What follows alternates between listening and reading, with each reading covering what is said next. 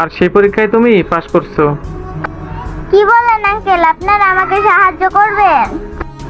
কি বলবো আঙ্কেল, ডাক্তারে বলছে 1 লাখ টাকা ছাড়া আমার বাবাকে বাঁচানো যাবে না।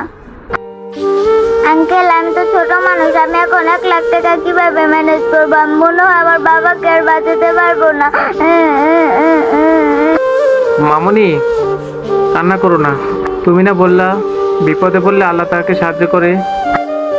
ঠিক, আল্লাহ আমাদের মাধ্যমে তোমাকে সাহায্য করার জন্য পাঠাইছে। এই নাও মামুনি, এখানে 50,000 টাকা আছে, এটা তুমি রাখো।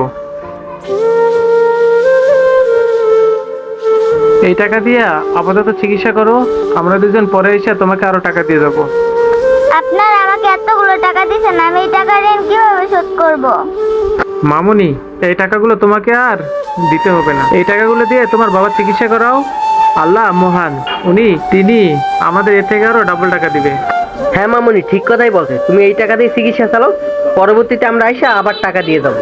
আচ্ছা তুমি তাহলে থাকো, আমরা চলে যাই। হ্যাঁ থাকো। আঙ্কেলরা কত ভালো, আমার বাবার চিকিৎসার জন্য এতগুলো টাকা দিয়ে গেল।